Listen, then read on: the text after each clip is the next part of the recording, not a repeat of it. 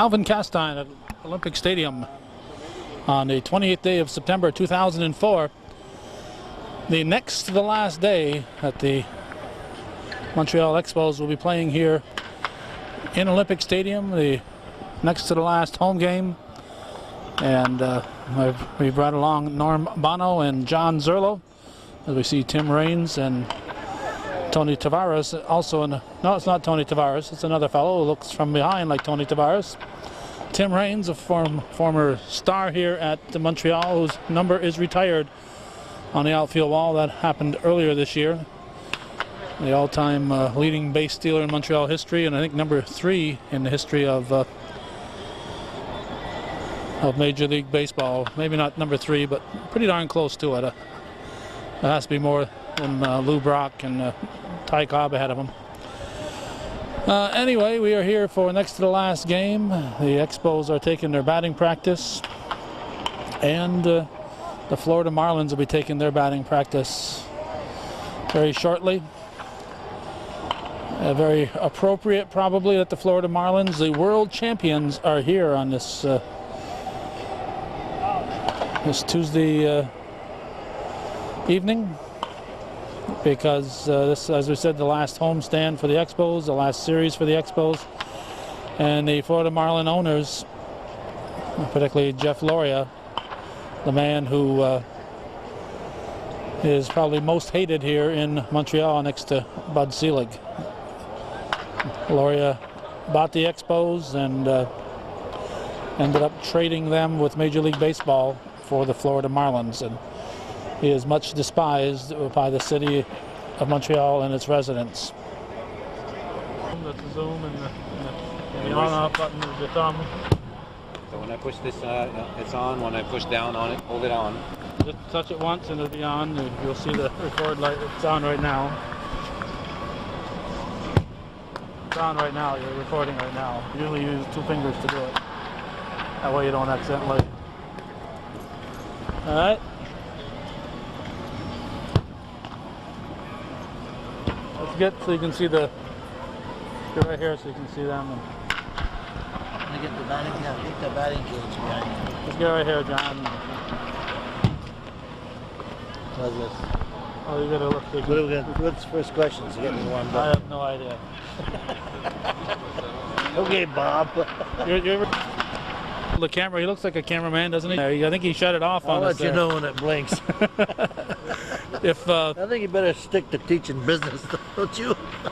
if this conversation is in snippets, we'll know why, because exactly. He'll have shut it off and on us several times. What do you think of that field turf, John? You were admiring that from afar. Well, I don't know if your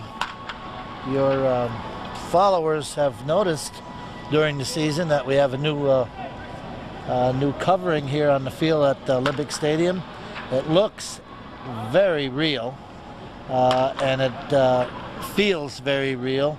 And as I watch the balls and the hops that the infielders are picking up, the ground balls they're picking up, it really looks real. But as you and I know, it is some type of a artificial. It's called field turf, and it's new this year to this site. And as you know, they won't need it next year.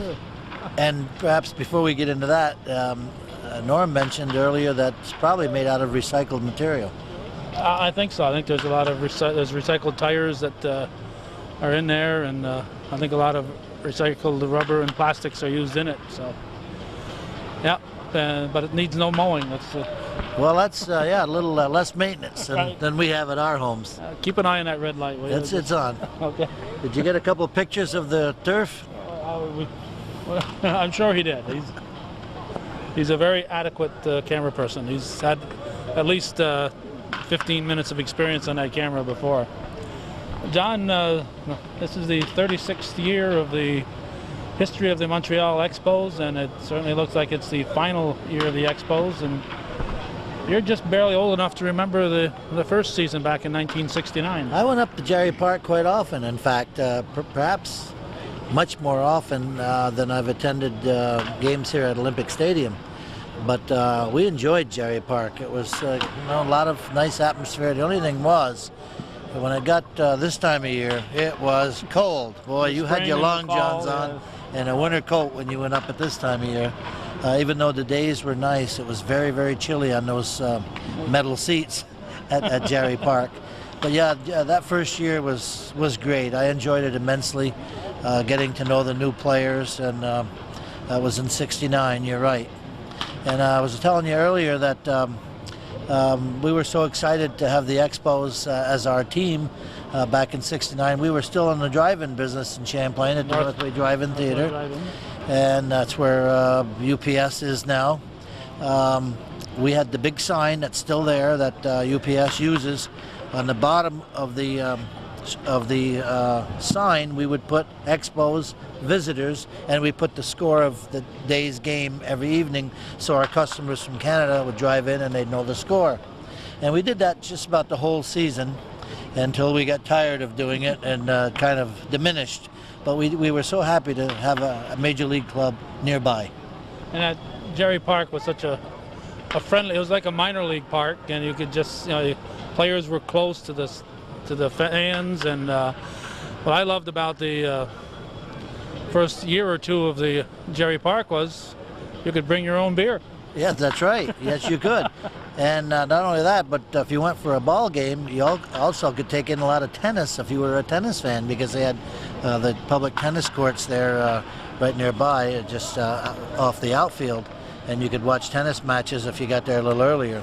And a swimming pool out there. It was great. It was, I don't know what they do now. I think it's a tennis center now. I'm not sure. I think you might be right. I think I did see some tennis matches at Jerry Park. It was a wonderful park, yes. And as you said, it was small enough to be very, very homey.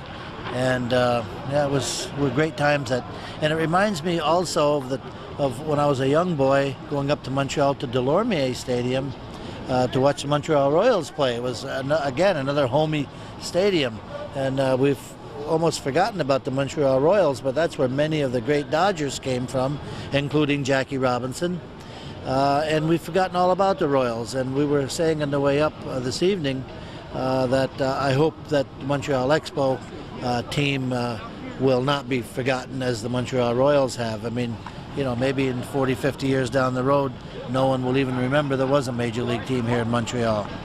Well, as we said in the car, whoever gets the Expos, there's no way in the world that they're going to, even though we're listening on the radio, there was speculation that they'd keep that Expos name, the Washington Expos. They just don't see it happening. No. So the Expos name is going to be gone. And, if you checked with the average fan on the street right now, baseball fan, avid baseball fan, and said whatever happened to the St. Louis Browns, they'd have no idea that they're the Baltimore Orioles. Absolutely. So, you asked John Southwick that, I'm sure he could tell you. But Absolutely. And again, we mentioned the Washington team, Washington Senators. What happened to them? They went to Minnesota. But who remembers anything about the Washington Senators? I can remember some of the good players that Washington had way back, but but the young kids today, they don't even remember there was a Washington team. No, the first Washington team this moved to Minnesota in 1961, the expansion year. That's the year that the California Angels, Los Angeles Angels at that time, came into existence, and then the Senators moved to Minnesota, and then a new expansion team came in and called themselves the Washington Senators to replace the old Washington Senators. Then in 1971, the Texas Rangers came into existence because the Washington Senators, the second Washington Senator team, moved to Texas Rangers, and that's it. And now 33 years later, who remembers them and who remembers who did this or that? How many total teams are there now? Right now there in all are the divisions. There's 30. Hi, Ian. There are 14 in the American League and there's 16 in the National League. And when we were young people in the 16. 50s, there were 8 and 8. Yeah. 8 in the National, 8 in American, and the two winners played off in the World Series. Right. Period. And that was great baseball. All these playoff games, I mean, it's unbelievable. Hockey and basketball and even baseball now with all these playoffs, it goes on and on and on. I think it's added a lot. You do. So I don't agree. I like the old system. I really do. You'd root for your team, and of course, more teams are able to get into the playoffs now. It's probably a good moneymaker, but and more enjoyable for more fans. But when there was 8 teams, you followed baseball closely to see who was going to be those, and it wasn't many years where one team ran away with it. They were close races. Of course, you didn't have all the TV money that you have today, and the New York teams didn't have the big advantage like they do now with the TV contracts and whatever. But, well, baseball has changed over the years, certainly. Yeah, what I like about it is it keeps the game going right up to Halloween and into early November in some cases, Well, we got to get ready for hockey, but not this year. Not this year. Winter's coming, and as long as you can keep that summer game going, I like that idea. Tomorrow will be the final day here in Montreal. In '71, I read on the internet today that I'm sure I knew it at the time, but that was 33 years ago. In the last game that was played in Washington, because everybody knew they were moving to Texas, the Senators were ahead 7-5 against the Yankees. And toward the end of the game, the fans came out of the stands and started grabbing stuff off the field, and they ended up forfeiting the game because the fans just wanted to grab souvenirs and what have you from the ballpark. So Well, we're not going to do that tonight, are we? no, maybe tomorrow night. It could be scary at the end because That's there is some. absolutely. Most of the fans have been pretty good. Yeah. You don't hear much bitterness, but there might be some people who show up tomorrow that might be bitter. Yeah, absolutely. And Could happen. and you can remember in most recent years, maybe some of your viewers remember when the Mets won the World Series, what they did to Shea Stadium, pulled the turf up, and they took pieces of turf to home plate, pitcher's mound, the turf. I mean, unbelievable what they wrecked that park. And as you said, some people might have a little axe to grind over this since the year, what year was it when Montreal had such a great team and then the strike came? Yeah, 94. In 94. And tomorrow night they will be honoring that 94 team. They're going to have a special ceremony. There's a special poster that they're going to be distributing to the fans tomorrow night. And so they're honoring that club tomorrow. And it may or may not be appropriate to do it on that last day. Now, did the Expos ever make the playoffs other than that year? They would have made it that 94. Yeah, the other strike-shortened year was 1981, and they made it. They made the playoffs, and they were playing the Dodgers, and Rick Mundy hit a home run. Oh, right, sure. He was a pinch hitter, I believe. And that won it for that run the pennant for the And Dodgers. our cameraman was at that game, Norm Bono, and he took my oldest son, John, to that game. I remember John came to me in school and said, can I go to the game with Mr. Bono?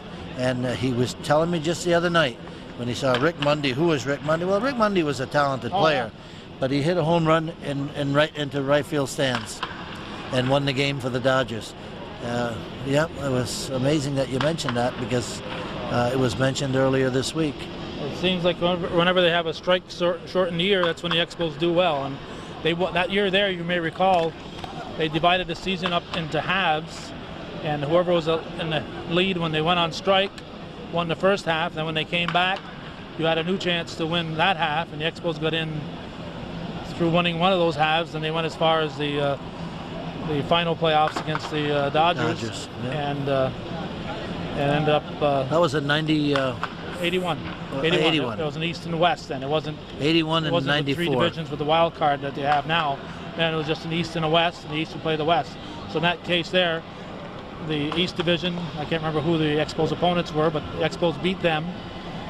And then they went on to play the Dodgers, and they lost to the Dodgers on that dramatic home run. Yeah, I recall that. And of course, the Expos had some excellent teams in the early 80s, and as you recall seeing in the front office there's pictures in there with 2.5 million in attendance for the year, and so they had an excellent they had history. some good years, yeah.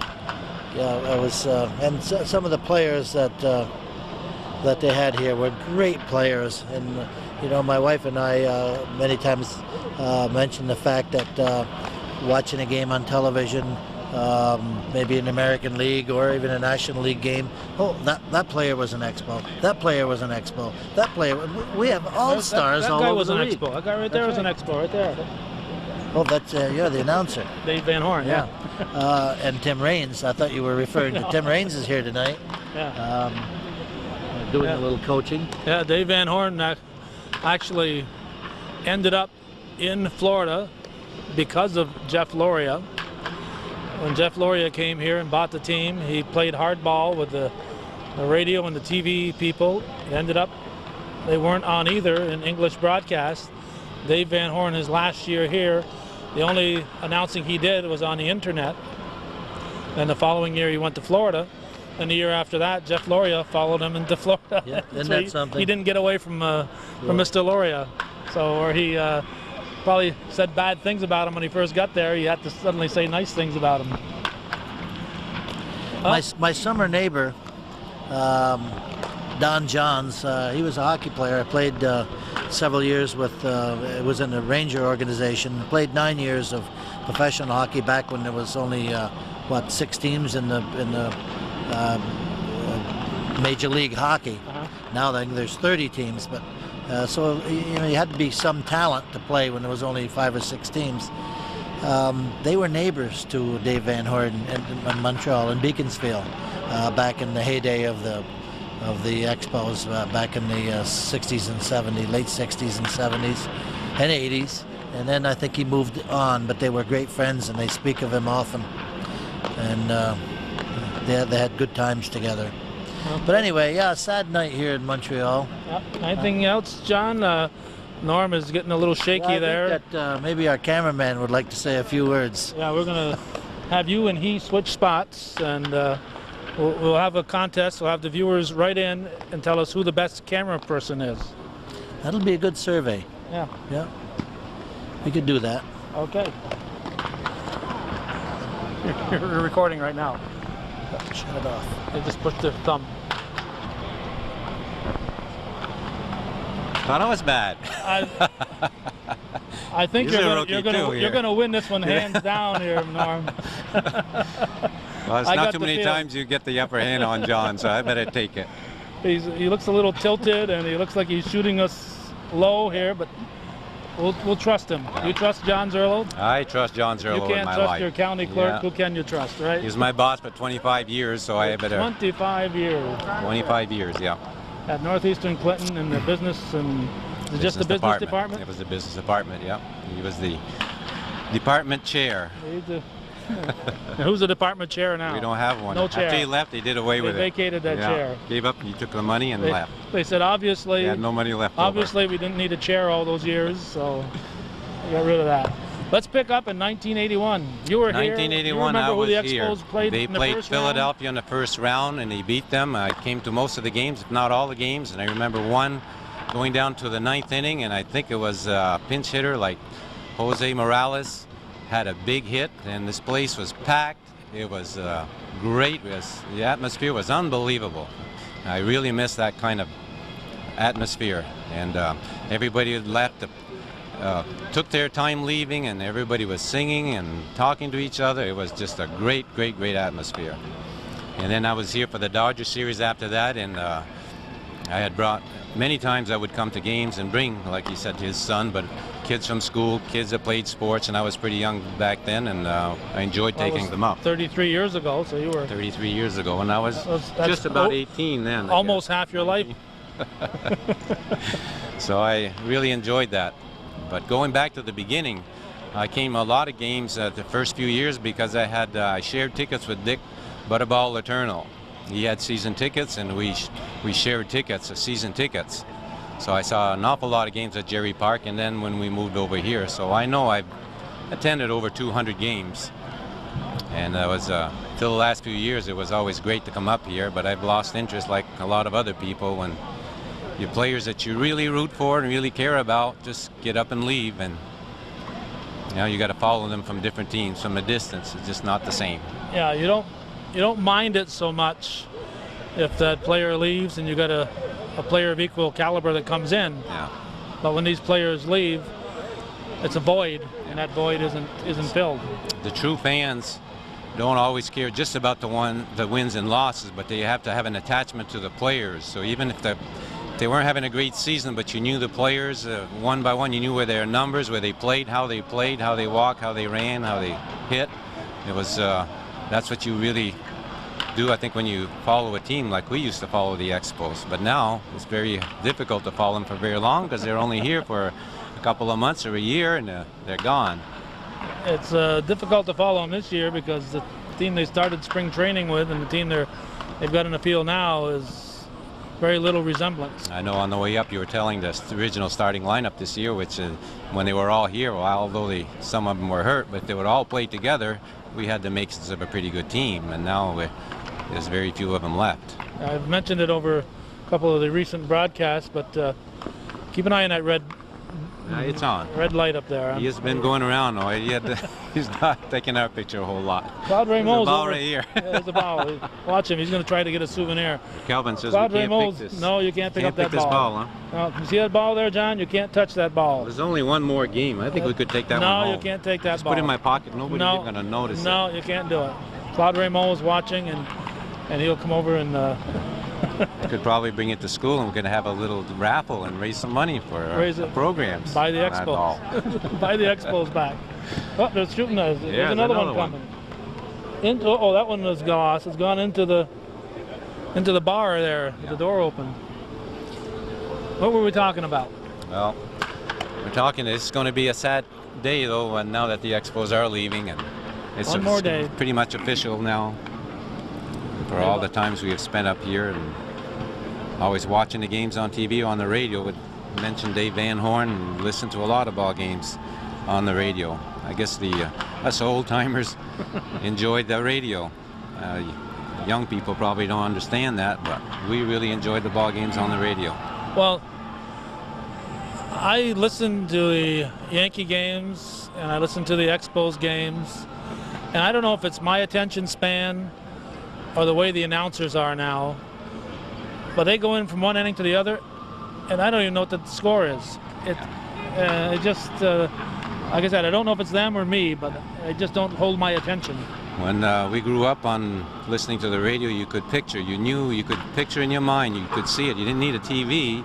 By the way the radio announcer described the action, you knew exactly how they caught the ball or how the pitcher was throwing. I think you're right. I think it's lost a lot in the last few years. Now it's all TV, so the real professional radio announcers, I don't think are doing the same job they did in the past. They're not painting you that picture that they used to paint, and it's sad because the radio audience can be a substantial audience and can get a lot of people interested in the sport. When you're driving along in your car, obviously you can't watch it on TV. The radio is an excellent way for people, or if they're out working somewhere, the radio is on, or relaxing, the radio is on. But I don't think that the announcers on any of these radio stations for these teams get the message across like they used to. Well, let me ask you a question, Kelvin. I told you I've been to a couple hundred. How many games do you think you've witnessed here since they've been here? Not all that many. And you mentioned my buddy Dick Letourneau, my cousin Dick Letourneau. It was just about 20 years ago. Right now, this is the 28th, and I stopped down to the Hotel Holland one day in late September, and I said, Dick, what do you think if we went over to Burlington and covered a few games over there? Just get credentials. He says, why don't we go to Montreal? I said, we can try it. We tried, and we did. We got Sherm Blow from Rouse's Point to come along because he had the camera. He owned the camera. Yeah. So we had Sherm, Dick, and I, and we came up here, and we met Jim Fanning was the manager that year in '84.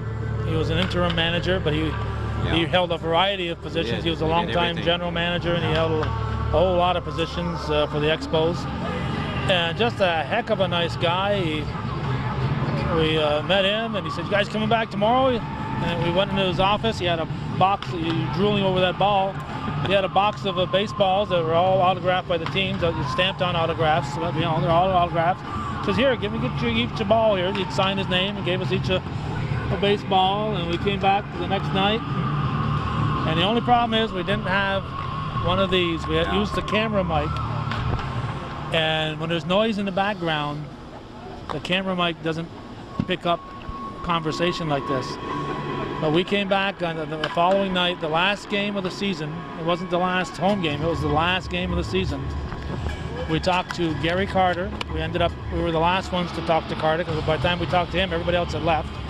And he was traded after that, so we were the last ones to talk to him in '84 before he went to the New York Mets. We talked to Tim Raines, we talked to Andre Dawson, we talked to Steve Rogers.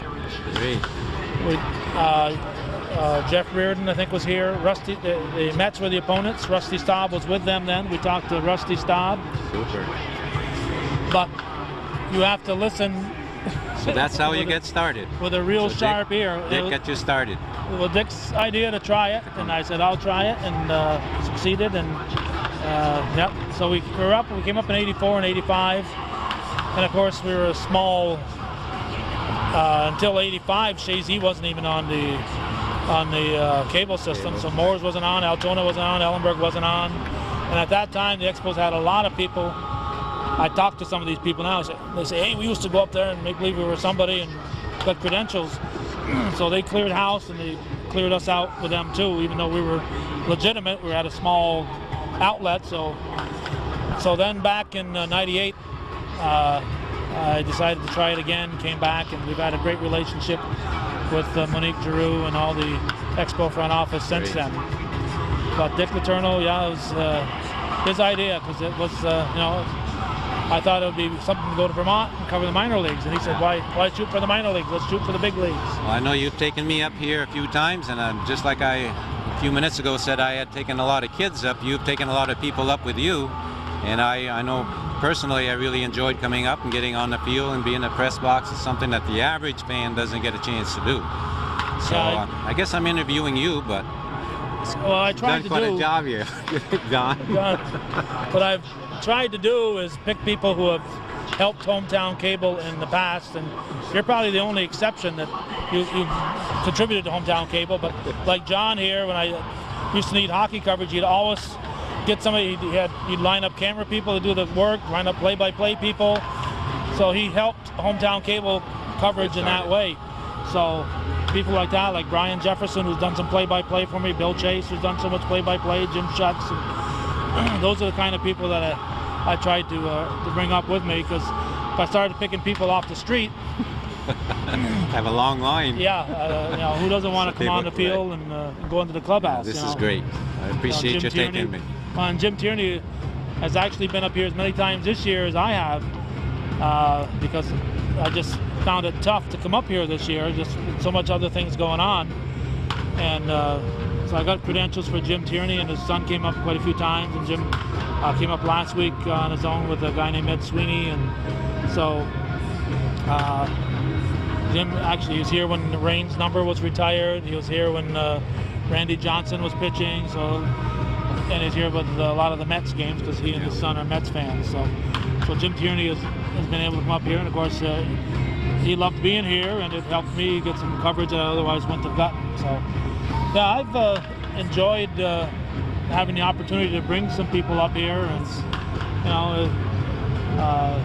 and it's been fun. It's been a nice run. I hate to see it go, but for the past 3 years, probably every year we've left here, I figured it was the last year. But this year is all but definite. Until first pitch is thrown in the spring of next year, it won't be definite, but it's all but definite that this is the last year. So we've shared a lot of memories here, though, in this park, and Jerry Park, and a lot of good ball players. We talk about the retired players. How many are on the board now? 5 or 6? Retired players? No, there's only a handful of them. 8, 42. Andre Dawson, Rusty Staub, both wore number 10. Tim Raines and Gary Carter. And the other number up there is Jackie Robinson, whose number is universally retired, number 42. What about the manager? Isn't there a... No, that's it. That's all the numbers they've retired right there. Now they've got their Hall of Fame. The Expos have a Hall of Fame, and there's quite a few members in that. as far as retired numbers, that's it. Now, whether you would hope that Washington would carry on and keep those numbers retired. Yeah, that's right. You know, Forgot about that. That is, you know, that would be too bad. that or would sad be a sad, to lose that. and I can see that happening 10 years from now or something. Who remembers the Montreal Expos? Well, nobody, so let's bring out number 8, let's bring out number 10, let's bring Right. out number 30, and let Right. somebody wear them. Those numbers are retired in Montreal. Not that I think there's going to be a team in Washington 10 years from now. You don't think it's going to last that long? I don't think it's going to last that long. I don't think it's a great fix either, but I think they're kind of desperate. They're going to try. They're desperate. They're desperate. They figure they can get more revenue than what they're getting here in Montreal. So I wouldn't be surprised in 2006 when the contract is up again that you don't see contraction thrown out into the mix again. I would think that this team here will have a short history, and if they don't catch fire quickly in Washington, it'll be contracted. A team like Florida's Tampa Bay, Florida Florida's struggles. having a real tough time. Milwaukee Brewers, for years, Bud Selig's team is having a tough time. Yeah. So there's a lot of possibilities there for contraction. So that wouldn't surprise me that in 2 years from now. So how's John doing here? John He says it's time to cut. John says it's time to cut. That because we're boring you, John, or your arm is tired? He wants to move. Or both? Both? Okay. Anything else, Norm? No, I just want to thank you again for taking me. I really enjoyed it. I just wish there'd be some... That way I got to park for free. You get parked for free. Get free hot dogs, too. Ooh, hot dogs are free, yeah. They're free anyway. Okay, John's old. Take a break. Doesn't know how to shut it off. Your thumb. Your thumb.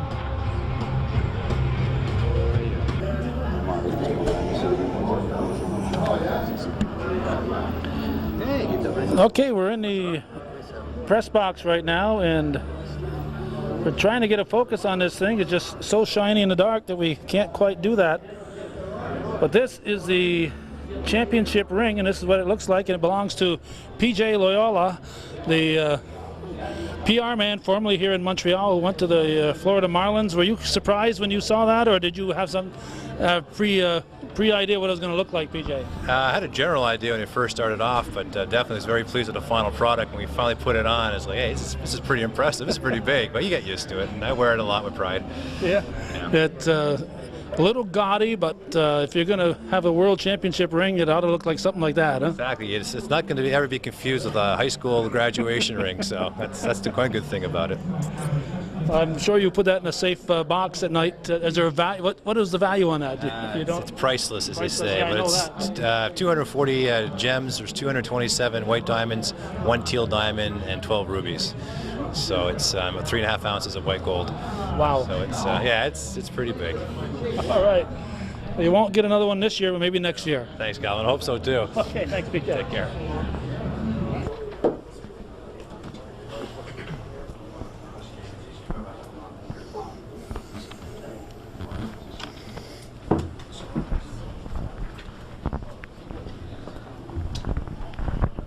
Your money out like that all the time.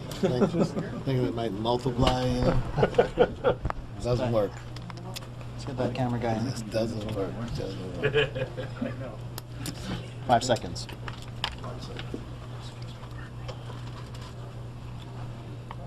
Frank, we've asked you a couple of times if you thought your team was being affected by all the talk around the franchise, and it seems like they were just as depressed as the fans were tonight on the field. This is what? Depressed. They were playing just in a way that it seemed like they had given up. Don't use that word today. Don't ever use that word around me about my team or anything I'm connected with. You can be assured that any team that I'm connected with doesn't give up. Okay? It may look like that to you, but believe me, don't use that word. Anyhow, I'm not scolding. I'm just telling you, they haven't given up. We are flat for whatever reason, and I don't think it's to what's going on around here, because we've lived through rumors for almost 3 years. So if it's coming down almost to a decision that gonna have a decision someday, why would we be affected by it? you would think would be pumped up, find out, okay, sooner or later we're going to find out, get an answer. So, no, I can't use that as an excuse, and that's what it would be, an excuse. We're just going flat offensively, and for whatever reason, everybody looks like the bat weighs about 5 pounds the way they're up there swinging it, other than Rivera tonight. And they may be tired. They may be worn down to the point physically. Tony's not swinging the bat well. Snyder's not swinging the bat well.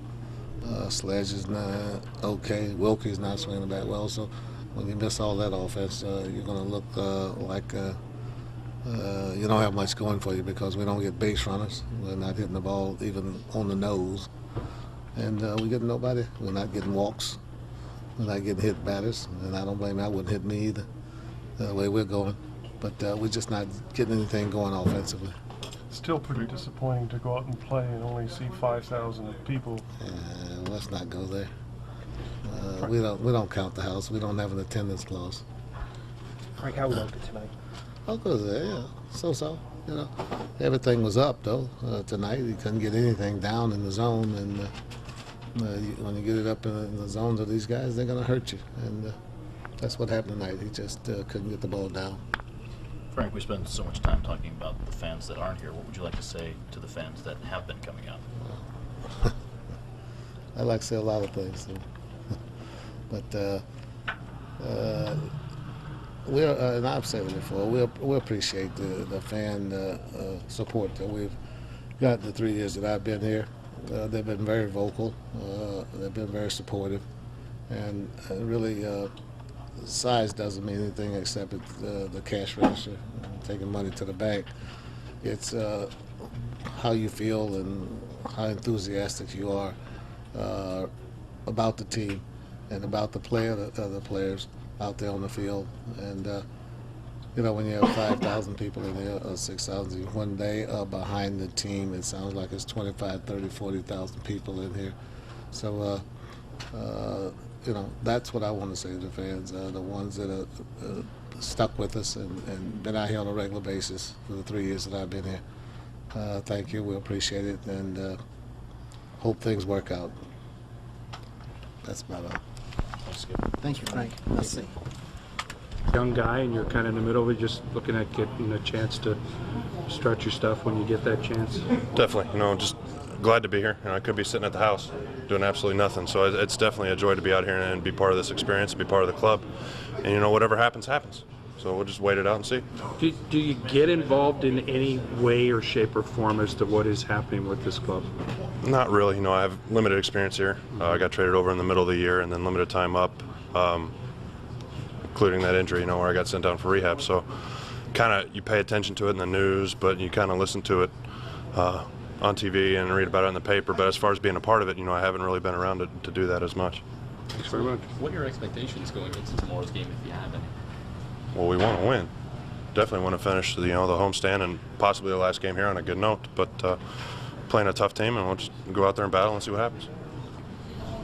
And everybody wants to know what's going on. Everybody's been waiting to see what's happening, whether the team's going to move or whether the team stays here. So, obviously, there's some news here, and that's why everybody's here. Project forward to us to tomorrow night. Would you like to see a big crowd as a possible final send-off, or does it even really matter at this point? Well, obviously, every night you want to come out and play in front of a big crowd, and yeah, it'd be great.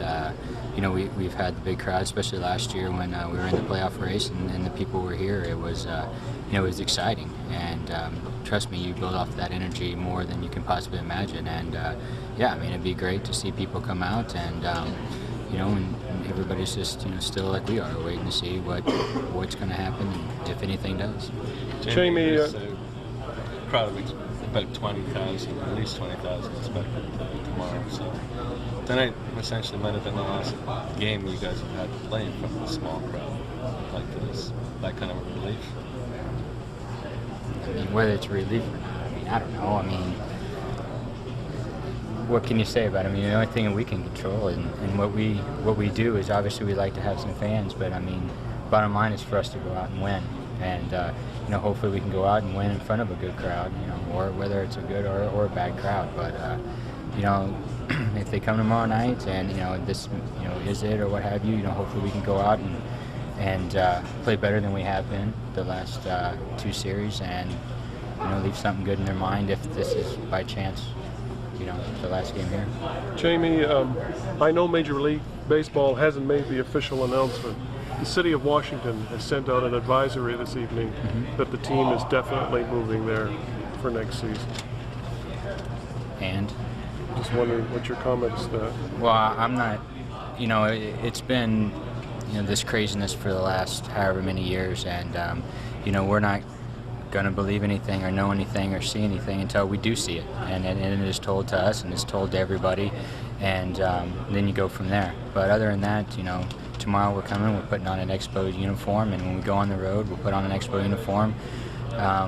If there's no decision made or if nothing comes about. So, until we hear an official word from Major League Baseball, I mean, the only thing we can go on is what we've been going on the last few years, just a waiting game. Okay, great. Thank you.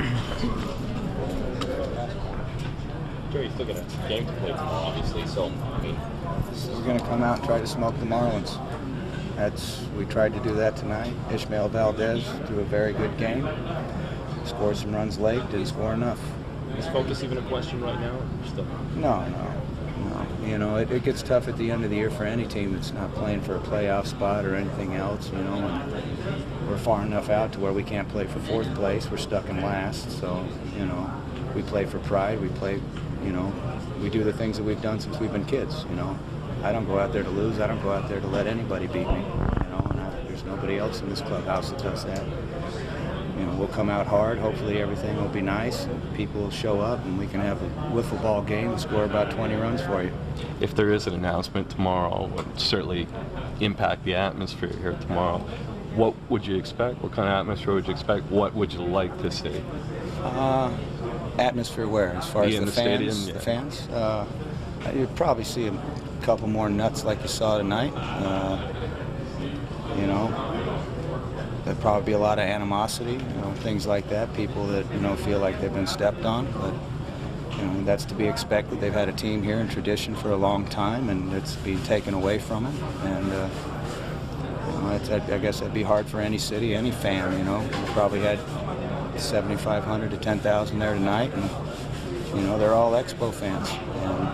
And it's going to affect some people, and it's tough, but at the same time, we've got a community that's got open arms for us, that's going to welcome us and take us in, and